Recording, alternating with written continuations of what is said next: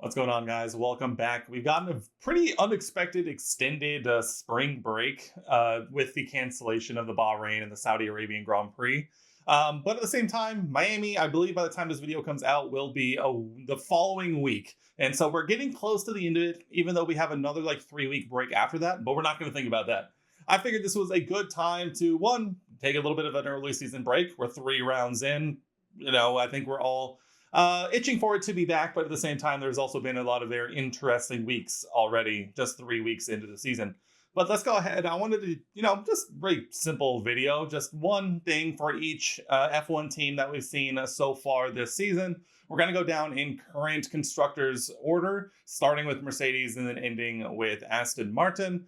Just go, really quick, just one little think piece per team, kind of what we've seen over the first 3 races and the sprint race in China, and then kind of potentially even want to for there to be something, going forward from here. We've obviously seen some very interesting things over this spring break, but let's go ahead. Let's just jump on into this. I don't expect this to be a really long video. We are going to go over all 11 teams, but realistically, it's like, I don't know. I just felt like making something that was like just one quick thing for each team, because I found it interesting. We've had a lot of time to just sit around and kind of think and wait for Miami to roll around. So I figured, why not? Let's make a video, one thing for each F1 team. Let's go ahead and get this thing underway. But before we do, if you haven't already, subscribe down below. We'd love to have you join our little community. We enjoy all forms of racing. We make these videos about F1 as well as do some sim racing on the side as well. So we'd love to have you. And let me know what your biggest takeaway is so far from the 2026 season. It's only 3 rounds, but we are here to talk about what we've seen so far. So I'd love to hear what you guys have seen so far as well. Let's go ahead and kick things off with our dominant team of the season. That is Mercedes Formula One team. Mercedes obviously came into the season as a pretty heavy favorite, and they've done nothing else besides prove us all correct. My one thing for Mercedes so far is that word dominant. But the thing I want to talk about the most is it seems like the championship might be more up in the air than people might have originally thought coming into the season. I think we all sort of expected George to sort of take the reins early and just kind of, build that buffer, build that lead, with Kimi Antonelli still obviously only in his second season, still trying to navigate his way through a regulation change and then try and get that car underneath him and then build from there. At the same time, though, we now sit here 3 rounds in and Kimi Antonelli is leading the Formula One championship. He seems wholly uninterested in sitting behind George Russell this season. And I think the championship fight, while it may come down to only 2 drivers, it might be a little more exciting than we initially thought. Next up, let's talk about Scuderia Ferrari. Charles Leclerc and Lewis Hamilton bringing home a very respectable P2 in the constructors so far. It has felt like outside of Japan, Ferrari was pretty clearly the second fastest team. They were clearly so in Australia. In China, obviously, McLaren had a double DNS, and so we don't have anything to compare against there. But at the same time, in Japan, it seemed like Ferrari and McLaren were maybe a little more matched than originally thought. And so my original 1 point for Ferrari was just sort of the idea of you can't ask for much more so far. Obviously, going into the season, Mercedes had all the eyes on them. And I think people were sort of writing Ferrari off, not truly expecting quite the success they've had so far. And so ultimately, I think my one thing for Ferrari as of right now is better than expected. You couldn't ask for much more, some might say, as if I just did. Obviously, it'll be very curious to see if they can sort of hold the second fastest over the entire course of the season. I think obviously the lack of running by McLaren might be more surprising for them. But at the same time, when it comes to Ferrari, who we've seen year after year sort of undercut expectations that their fans may have had for them, I don't know if you could have asked for a better start for Ferrari if you're a fan. All right, let's go ahead and move on now to our reigning constructors champions, McLaren Formula One team. And honestly, I think my one big thing for them, simple enough, might be the exact opposite to my point from Ferrari. I can honestly say McLaren is probably not the most disappointing team. We'll get to them later. But at the same time, I think we were all extremely shocked at how on the back foot they were coming into this regulation set. They came into 2025 with cleared away the best car, and they walked away with the Constructors' Championship, which you would then imagine would then give them even more time to finalize their 2026 car. But at the same time, and I know it's not entirely their fault in Australia, with Oscar crashing out on the way to the grid. But a double DNS in China is certainly not how they wanted to start the season. And honestly, while Oscar Piastri put in a fantastic race in Japan, I think it's pretty safe to say that McLaren is probably one of the more surprising results in the top three teams because, I mean, they showed what they can build in 2025, but to come out in such an off tone in 2026, I think was very, very surprising. They obviously still have plenty of time this season to recover. A 22 race season is going to be plenty enough for them to do so. But at the same time, you would never have expected them to start quite like this. All right, let's go ahead, move on to P4 in the Constructors. And my goodness, my team is P4 in the Constructors, Haas F1 team, or TGR Haas F1 team for this season, because I will proudly get Toyota involved in this because my oh my, what a start to the 2026 season for Haas. Ollie Behrman on a generational run outside of Japan. That is a whole separate thing we've talked about plenty before in our Japan recap. But my one thing for Haas, while they do currently sit P4 in the Constructors off of two really, really, really good results from Ollie Behrman in Australia and in China, my one thing for them is they are consistently inconsistent, both across car performance as well as driver performance. To start the season in China and in Australia, Ollie Behrman was fantastic. P5s and I believe like P5s and 7s and well into the top 10, scoring massive points, vaulting Haas up to P4 in the Constructors. And then Esteban Ocon in those two races really struggling, culminating in a pretty clumsy move in China, where he crashed into Franco Colapinto and ultimately did not finish in the points. Finally then turns it around in in Japan to score a point while Ollie Behrman has his moment with Franco Colapinto himself. So maybe the one thing should actually be that Haas drivers should just avoid Franco Colapinto, but that might be a topic for another day. But I think if Haas can ever get over and get some more overarching consistency between both drivers and in the car performance, because in Japan, the car performance was not correct. I don't know if they just came with the wrong setup or the wrong software configuration or what, but it was not quite the same level that we had seen in China and Australia. So they are consistently inconsistent, where only one driver is realistically performing super well with the car or the other. And then the car itself seems very temperamental to being extremely good in like China or a little less good in Japan. My eyes are definitely going to be on Miami to see where they sort of filter out next. All right, let's go ahead, kick things off next. Alpine, the French outfit. I mean, where else can you start with Alpine besides talking about their 2025 tanking absolutely leading to 2026 success? Pierre Gasly has been on a generational run to start this season, basically lifting up Alpine to P5 in the Constructors by himself, culminating last time out in Japan where he had a fantastic finish. I think this is a great point to show that, I mean, their version of tanking last season, where they effectively abandoned the ground effects era basically from the jump, really worked out for them. And so it is not something will work for every team, but I think it's pretty safe to say that Gasly has been a fantastic benefactor in a really, really good car for Alpine. If they can continue to develop the car from here, I don't see any reason why we couldn't see Gasly a pretty mainstay fixture in the top 10. And so far this season, it seems to be the case. All right. It is way later than I would have thought it would be to mention this team. We are on to Red Bull Racing. My one thing for Red Bull is that this is an extremely critical time for them. You have your generational team driver from then till whenever he decides to hang up his boots, Max Verstappen, being about as outwardly critical against these regulations as possible. You have key team personnel opting to leave and sign with the competition. The most recent being GP, Max's race engineer, announcing his move to McLaren following the 2027 season. Obviously, there is the big question looming over them of, will Max Verstappen stay in Formula One? We've seen him begin to take much more of a physical interest and physical investment into other forms of racing. Speaking of which, he'll be in the Nürburgring 24-hour race that's coming up soon.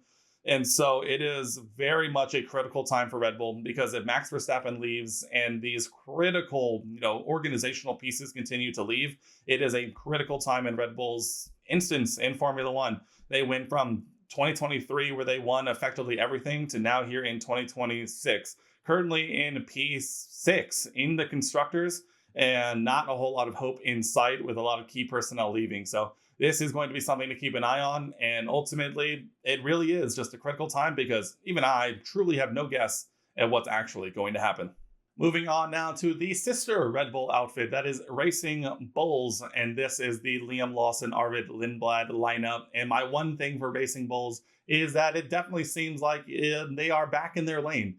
It feels like since I've been watching, where it rarely has felt like the second Red Bull team has really been the development team that it is sort of billed as in its history with Red Bull, all the way back to its Toro Rosso days. Recently, it seems like it's been a rehabilitation spot for certain drivers, or long mainstay runs for drivers like Yuki Tsunoda. Now we seem to have an actual sister team again. Liam Lawson did spin 2 races in the Red Bull, but his F1 career has been very jagged and all over the place. So now he finally gets a mainstay team. You have a rookie in Arvid Lindblad showing up, showing a lot of promise, but having his moments here and there. It really just feels like Racing Bulls is really sort of settled back into what they were always billed as, which is a spot for these young Red Bull juniors to step into Formula One and try and prove themselves a spot in the main team, like we saw with Isaac Hadjar last season, where he had an amazing season before ultimately getting the call up to the main team this year. And so it's nice to see Racing Bulls finally sort of get back into their lane. At the same time, I'm sure Red Bull was not expecting them to be fighting them for directly in the constructors. So good for them, I guess. All right, let's go ahead and move on to our first new team on the grid. It is Audi. And my one thing for Audi this season is a glass cannon analogy, because it really looks like the Audi has the potential to be really quick. We've seen instances where both Nico Hülkenberg and Gabriel Bortoleto have shown a lot of really good pace and a lot of really good promise, but at the same time, and this is the glass cannon part of it, where it seems like they are extremely temperamental and have a propensity for some maybe mechanical issues to or gremlins to sort of rear their ugly head and sort of keep them down and out. We've seen Nico Hülkenberg many times already this season, finishing 11th just outside the points. And so while they definitely are seeing really fast pace, potentially over a single lap, we've seen many an instance into Q2 or Q3 from even Gabriel Bortoleto. But ultimately, when it comes to the actual race pace, it seems like those longer runs really sort of jostle that car around, and those gremlins rear their ugly head. Ultimately, unfortunately, leading to maybe not as many scoring opportunities as you might have expected. But it's still a relatively impressive start to the 2026 season for the new team who took over Sauber this season. And so I'm definitely interested to see what they can do the rest of the season. But I guess if you're going to start somewhere, starting with a relatively quick car over a single lap is not the worst place to begin. But if they can get a lot of those gremlins ironed out, I think we could see a bit of a rise for Audi going forward. Next up in our sort of disappointing area of the Constructors' Championship, we have Williams F1 team, who might have been the biggest positive surprise of 2025, now find themselves definitely down the order in 2026 with a lot of issues in their car to start this season, and even before the season began when it came to the Barcelona testing and preseason testing at that. I think my one thing for Williams is just a pure disappointment and like sort of sentiment, because they built up so much goodwill last season, the last year of the ground effects era. You had Alex Albon and Carlos Sainz trading off, being basically in the top 5 pretty consistently, scoring a lot of really good points, really solid finish for Williams to round out the last era of regulations. And then you come to this season, you have reports that the car is extremely overweight. They don't make any of the, closed door secret testing. They barely make any of the 3-day preseason testing. And ultimately, they're coming out and having a lot of issues, some DNSs, a lot of DNFs, trying to really wrap their head around this. And I think the most disappointing part of it is a lot of the talk coming down from James Vowles and where, all eyes were on 2026. All the development was on for 2026. They were really pushing the narrative that this was going to be the year they really make that effective push up the grid. And it just hasn't happened. I mean, they're sitting 9th in the constructors, thanks to Carlos Sainz finishing, was it 9th in China? Ultimately, they certainly have a long way to go from where they ultimately want to end up. And do I believe they can get there? Sure. But it's definitely, I'm hard pressed to say it's not disappointing based on all the talk leading up to the season. We now move on to Cadillac, our next new team to the grid, a wholly new outfit who are basically getting their footing as quickly as possible as the new 11th team on the grid. And my one thing for Cadillac is that they are right on track with presumably where we assumed they would be. Obviously, they have not had the years of experience under their belt already to sort of then roll into a new era of regulations. They've had to take on the effort of building a new F1 team, building these facilities, building a car, trying to understand its foundation and what it really looks like on track. Ultimately, is it leading to a quick car? Not necessarily. Do we have anyone else to compare them to effectively besides maybe just the teammates Sergio Perez and Valtteri Bottas against each other? Also, probably not. But at the same time, they've done everything they needed to do. They've finished races, they've completed sessions, they've really started to dive into what makes this car tick and wrap their heads around the platform to try and then make a step forward. Time will tell on that front. But ultimately, they've done exactly what they needed to do. They've gathered data, they've finished races, they've shown up. And as compared to another team that we've yet to talk about, sure, is it a little disappointing to see them so far off? Sure, some might say that is a little disappointing.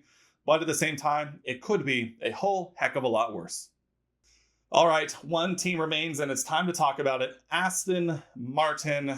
Boy, oh boy. It took me a long time to figure out what my 1 point was going to be with Aston because I've covered a lot of it already on some of these other teams, but at the same time, it is fascinating to see how we ended up here if you're Aston Martin. Obviously, 2025, I think Aston Martin was pretty obviously sacrificing a lot of last season to then prepare for Adrian Newey and his first integration into the team, taking over his first car in the program, the new era of regulations, et cetera, et cetera. Honda making their run back in with Aston Martin. It's a big thing, and it has not worked. It very clearly has not worked. There was a lot of that leading up into the season. A lot of us probably were still giving them the benefit of the doubt. And here you are, Australia, opening around, and you have both drivers openly admitting that they can barely do 15 to 25 laps in a single run. It took multiple weekends for any of them to even classify in a race. You have videos of Fernando Alonso letting go of the steering wheel because the vibrations were that bad. I'm not sure it is physically possible to describe how disappointing this season has been for Aston Martin. Can they turn it around? Sure. Absolutely. Adrian Newey is there. There are the rumors that they changed the chassis like a month before the opening of the season, which has then obviously changed how the Honda power unit is integrated into the chassis and thus causing the vibrations. Is that true? I don't know. It would make sense if that's the reason why. Honda obviously has got to be working quadruple overtime trying to find this solution to this problem so they can start, moving forward, moving up off of the mat that is in hell. My official rating for Aston Martin in 2026 so far is a negative a billion out of 10. There we have it, guys. All 11 teams and a quick thing on each of them. This was a lot of fun. It really gave me, honestly, kind of a challenge to sort of look at each team as a whole and try to come up with a one simple thing to attribute to each of them in just a short season that we've seen so far. But ultimately, at the end of the day, the season is extremely young. We have a bunch of race weekends left to see how this year shakes out. But at the same time, this is where I think the teams are and where they currently stand. And so time will tell what the 2026 season has in store for us. Miami is only, again, should just be a week and a half away. And then we'll have some F1 back and we'll get a whole new set of data points to look at and attribute our new things to. So I hope you enjoyed this one. The break is almost over. I promise it'll be here before you know it. Once again, if you made it this far into the video, leave a like on the video. It really helps me out. And subscribe below if you haven't already. Join the little community and let's have some fun together. But this was just a relatively short, quick video to make during the spring break. I hope you enjoyed it. I know I did making it. We'll be back for Miami predictions, hopefully in a week. Please ignore me if this is wrong and this was updated. way earlier or way later, leading up to Miami. I don't know. So we'll be back for that. You can head over to the Discord if you're interested in jumping in on the talk in the chat about Formula One. But until then, guys, I appreciate each and every one of you, and I'll see you in the next one.